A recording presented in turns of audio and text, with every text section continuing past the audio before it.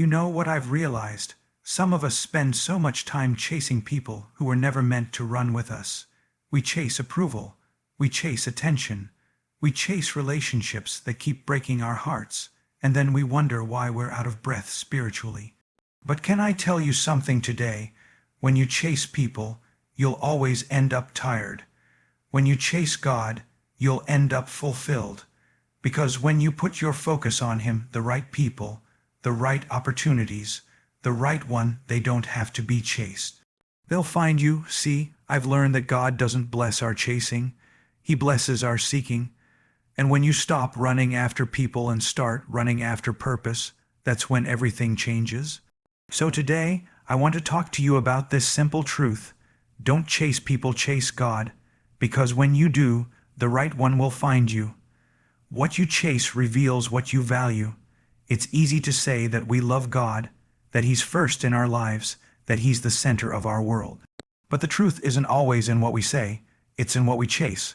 What gets your energy, your attention, your emotion, your late-night thoughts, because whatever you're running after, that's the thing you're worshiping. Some of us spend more time chasing a text back than chasing the presence of God. We refresh our notifications more than we refresh our spirit. We'll run after people's approval like it's oxygen. But when it comes to prayer, to stillness, to worship, we say, I just don't have time. And God is saying, it's not that you don't have time, it's that you've given your chase to the wrong thing. We often think value is what we say we love, but value is what we show we love. If you want to know what you value, look at what you pursue when you're tired, when you're hurting, when nobody's watching. Some chase money, some chase status, some chase relationships. But the truth is, whatever you chase will eventually show you its cost. When you chase people, you'll pay with your peace. When you chase possessions, you'll pay with your purpose. But when you chase God, He pays it all. Think about it. Why do we chase people who keep walking away? Why do we keep running after approval that never satisfies? Because deep down, we believe that being accepted by them will fill a void that only God can fill. We think if that person finally sees our worth, if that door finally opens, if that relationship finally works, then we'll feel whole. But you can't find wholeness in something that's just as broken as you. The reason you keep feeling empty after the chase is because you're trying to make people your source when they were only meant to be a supplement. When you chase God, something shifts. You stop living for attention and start living from acceptance. You stop begging for validation and start walking in revelation. Because when you seek Him first, everything else starts aligning. The peace you were chasing through people starts flowing naturally from His presence. The love you were begging from others starts overflowing from within you. The opportunities you were forcing begin to find you in divine timing. So maybe the problem isn't that God isn't moving. Maybe it's that we're chasing the wrong direction. Maybe we've been sprinting toward the temporary while God's been calling us toward the eternal. What you chase reveals what you value, and if what you value is unstable, your life will always feel uncertain. But when you value God, when your chase is centered on His purpose, your path becomes clear. You stop tripping over people who were never meant to stay because you're no longer chasing them. You're chasing the one who never leaves. When you chase people, you lose purpose. When you chase God, purpose finds you. So many of us spend our lives running after people who were never meant to carry the weight of our calling. We bend ourselves out of shape just to fit into places that God never designed for us. We chase their approval, their attention, their love, thinking that if we can just get them to see us, we'll finally feel complete. But here's the truth: every time you chase people, you drift further from purpose. Because your purpose isn't found in who claps for you, it's found in who called you. God didn't create you to be a follower of opinions. He created you to be a fulfiller of destiny. Yet, when you chase people, you trade direction for distraction. You start living for their applause instead of God's assignment. And when that happens, you lose clarity. You lose focus. You start measuring your worth by how others respond to you instead of how God speaks over you. The tragedy is that in trying to be accepted by everyone, you end up losing the authentic version of yourself that God anointed. But when you chase God, everything changes. Purpose begins to rise up from the inside. Suddenly, you're not running after people anymore, you're walking in alignment with His will. You stop asking, "Do they like me?" and start asking, "Am I pleasing Him?"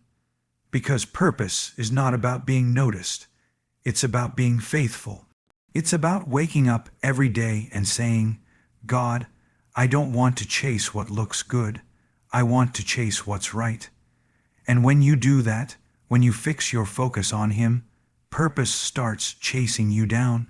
Opportunities you didn't look for start finding you. Relationships you didn't force begin forming naturally. When you chase God, you don't have to beg for purpose, it flows. It flows through your conversations, through your actions, through the way you love and serve others. You start realizing that purpose isn't a destination, it's a direction.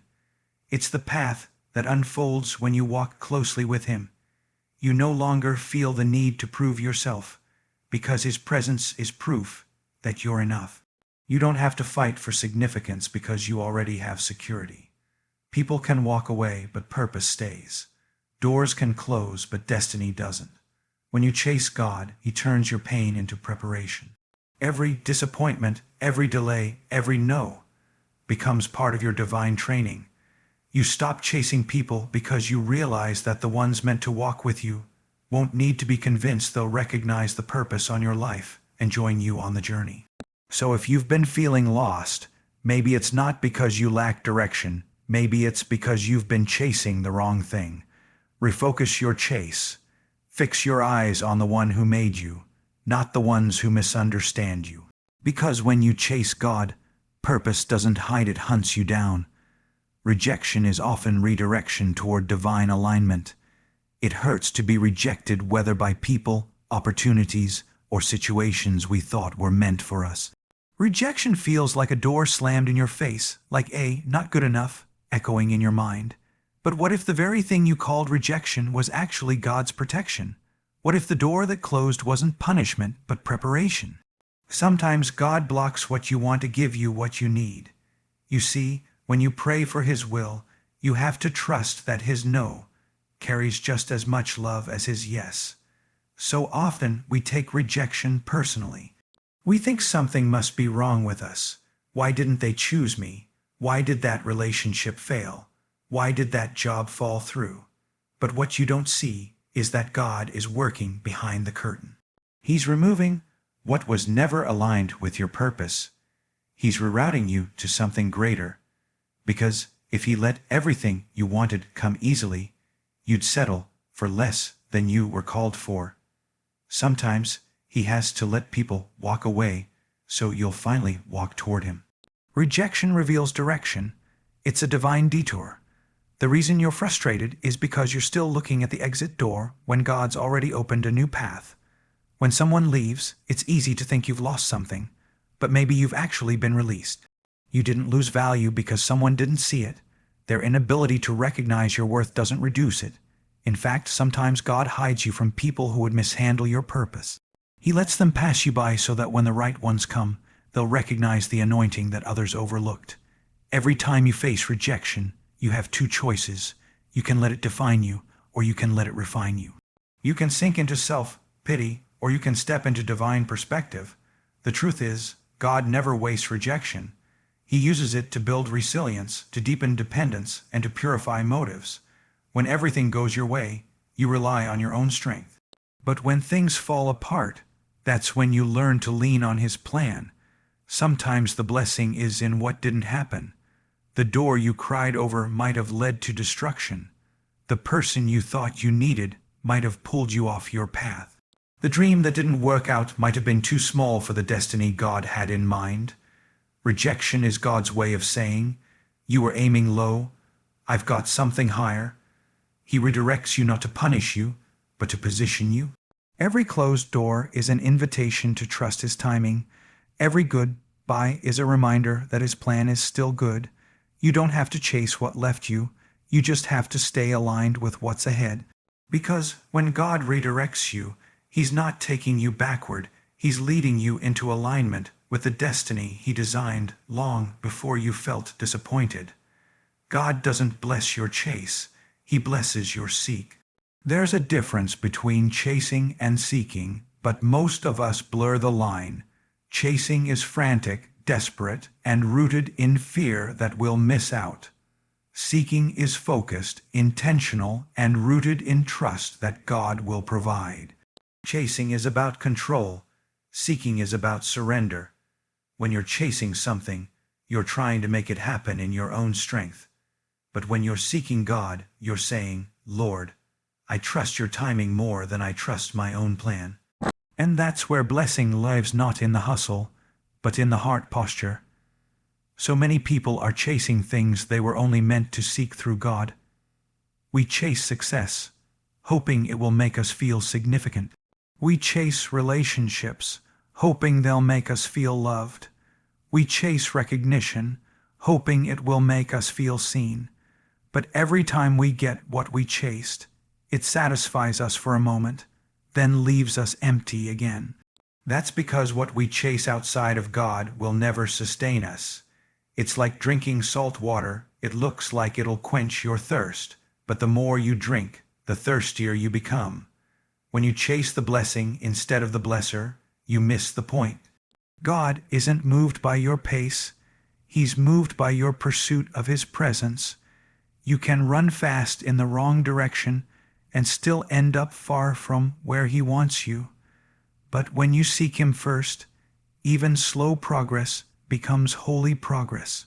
That's why Matthew 6:33 says, "Seek first the kingdom of God and His righteousness, and all these things will be added unto you."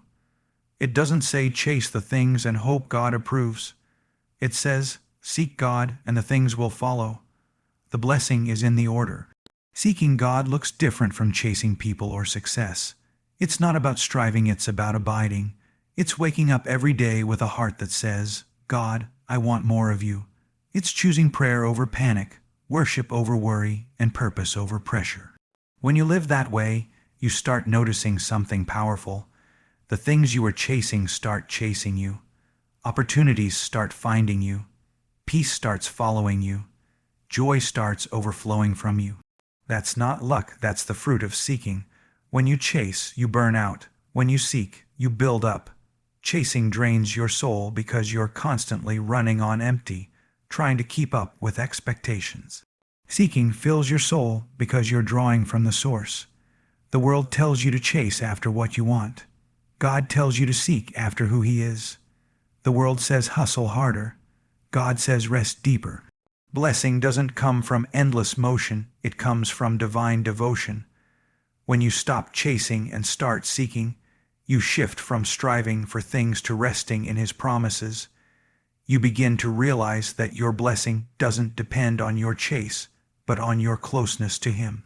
Because God doesn't bless your chase, He blesses your seek. The right one can't miss you when you're walking in the right path. So many of us live with this fear that we're going to miss the person God has for us, that if we're not in the right place at the right time, somehow love will pass us by. But when you're aligned with God, you don't have to fear missing what's meant for you. The right one isn't found by chasing, they're found by walking in obedience. When you're walking in purpose, you're already on the path where God's promises meet you. The right person doesn't require you to compromise your standards, lower your faith, or lose yourself. They'll recognize you while you're becoming everything God designed you to be. The problem is, many people try to manufacture moments that only God can orchestrate.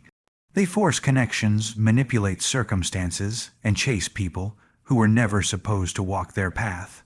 But you don't have to chase what's assigned to you. If it's meant by God, it will align with God. The right person will never pull you away from His presence. They'll push you closer to it. The right one won't compete with your calling, they'll complement it. You won't have to shrink to fit their world, they'll expand with yours. That's how divine alignment works. When you're walking in the right path, timing becomes God's responsibility. It's not your job to make everything happen. It's your job to stay faithful. David didn't chase the throne, he chased God, and the throne found him.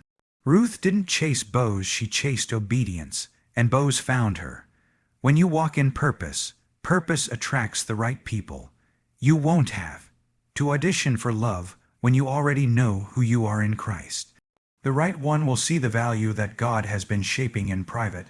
They'll see the fruit of your faithfulness, not the image you perform for others.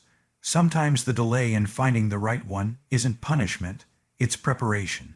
God is developing both of you separately so that when your paths finally cross, neither of you will have to fix what immaturity would have broken. Every season of singleness, every disappointment, every closed door is part of the alignment process. God is not just preparing someone for you, He's preparing you for someone. The waiting isn't wasted, it's working. You don't have to be anxious about the right one finding you because destiny doesn't miss directions. When you're walking in God's will, everything meant for you is already moving toward you. You won't have to chase it, you'll simply collide with it in divine timing. So stop running in circles trying to be noticed. Keep walking straight in obedience. Keep chasing God, not people. Because when your steps are ordered by the Lord, the right one can't overlook you, can't pass you by, and can't miss you not when you're walking in the path He designed just for you. Stop pursuing validation, start pursuing vision. One of the greatest traps we fall into is the need to be seen, approved, and affirmed by people who didn't give us our purpose in the first place. We crave likes, attention, compliments, and applause, and when we don't get them, we question our worth. But chasing validation is like trying to fill a bottomless cup. No matter how much you pour in, it never feels enough. Because validation from people will always be conditional, but purpose from God is eternal. The moment you stop needing everyone to clap for you is the moment you become free to live the life God actually designed for you. When you live for validation, your confidence rises and falls with other people's opinions. You can be walking strong one moment and doubting everything the next because someone didn't notice your effort or appreciate your heart. Validation is a counterfeit comfort. It feels good for a second, but it doesn't last. You start performing instead of living. You start chasing approval instead of calling. You start saying yes to things God never told you to do just to keep people happy. But here's the truth. What you compromise to keep will eventually cost you your peace. Vision, on the other hand, doesn't need applause, it just needs obedience. When you pursue vision, you stop asking, "Do they like me?" and start asking, "Am I aligned with what God showed me?" Vision gives you focus.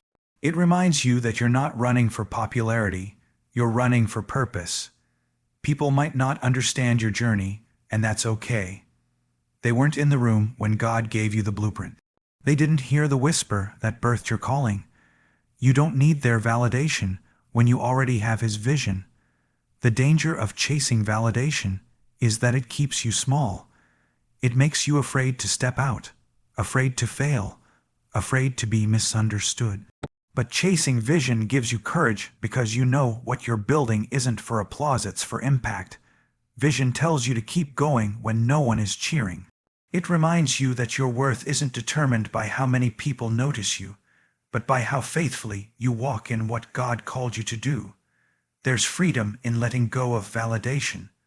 You don't have to prove your worth when you're walking in purpose. You don't have to post everything to be seen when you're already known by God. You don't have to beg for support when heaven already backs your assignment. The moment you start pursuing vision, you stop chasing people and start creating legacy. Because validation fades, but vision endures. Validation comes from people's approval. Vision comes from God's promise. So fix your eyes forward, not sideways.